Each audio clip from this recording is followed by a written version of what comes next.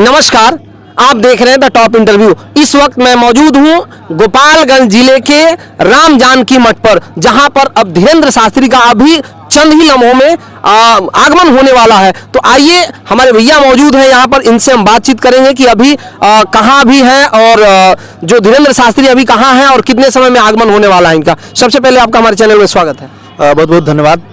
देखिए, धीरेन्द्र शास्त्री जी से कि यहाँ पर आगमन की जो सूचना है, हम लोग जाके पता किए हैं तो पता चला है कि उनका काफिला देखिए अभी सायरन सुनाई भी दे रहा है, यानी कि कुछ ही मिनटों में यहाँ पे वो लोग पहुँच जाएंगे।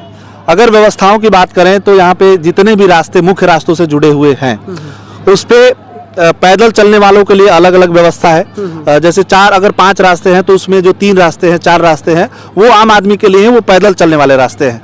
बाइक्स की जो है जो व्यवस्था है वो उसके बाहर ही कहीं पार्किंग के लिए है। हालांकि यहाँ भी पार्किंग आप देख पा रहे हो, थोड़ा कैमरामैन से मैं चाहूंगा एक बार ये दिखाएगा। यहाँ पे तमाम दर्जनों फायर ब्रिगेड की गाड़ियां, एम्बुलेंस, पुलिस प्रशासन यहाँ पे मुस्तैदी से एकदम तैनात है।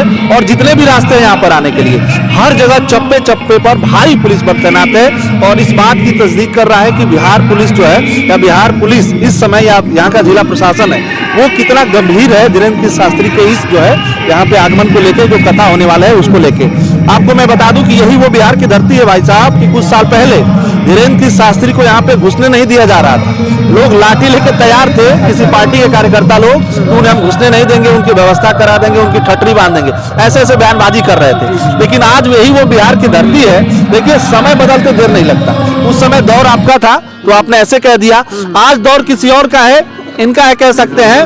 तो यहाँ पे जो है धीरेन्द्र शास्त्री आ रहे हैं और पूरा चाक चौबंद के साथ भाई साहब भौकाल बना के आ रहे हैं। तो यहाँ की जो व्यवस्था है वो बड़ी शानदार है। इसके लिए बिहार पुलिस और जो शासन प्रशासन वो बधाई का पात्र है। जी जी बिल्कुल। अच्छा, उनके लिए आप क्या कहिएगा जो आने नहीं देंगे, तो अब उनके लिए क्या कहिएगा? देखिए, उनके लिए मैं क्या कहूँ, मैं चूंकि हम लोग पत्रकार हैं तो इन सब चीज़ों पे ज़्यादा टिप्पणी नहीं करते हैं। लेकिन हमें जहाँ तक एक आम आदमी के रूप में लगता है वो यही है कि व्यक्ति कोई भी हो, अरे विवादित से विवादित व्यक्ति आता है, अपनी धार्मिक आयोजन करता है, कथा कराता है, उसमें कोई राजनीतिक मंशा तो है नहीं। हाँ, अगर वो कोई व्यक्ति राजनीतिक रूप से कोई बात कह दे रहा है तो उसके निजी विचार भी तो हो सकते हैं। जिम्मेदार पदे पे बैठे हुए लोग ऐसे बोल देते हैं, कई बार जज बोल देता है, कई बार कोई शिक्षक है वो बोल देता है, तो क्या वो शिक्षक नहीं है? क्या उसको आप जेल में डाल देंगे? ये सब गलत चीजें हैं। अगर धार्मिक पद पर कोई बैठा है, हालांकि उसको राजनीतिक बातें नहीं कहनी चाहिए, मैं ये भी कह रहा हूँ, लेकिन अगर वो कह भी रहा है तो आपको ये अधिकार कौन देता है भाई साहब कि उसे आप जो है ठटरी बांधने के लिए आप उसको धमका रहे हैं, लाठी लेके आपके कार्यकर्ता तैयार हो जा रहे हैं। तो ये जो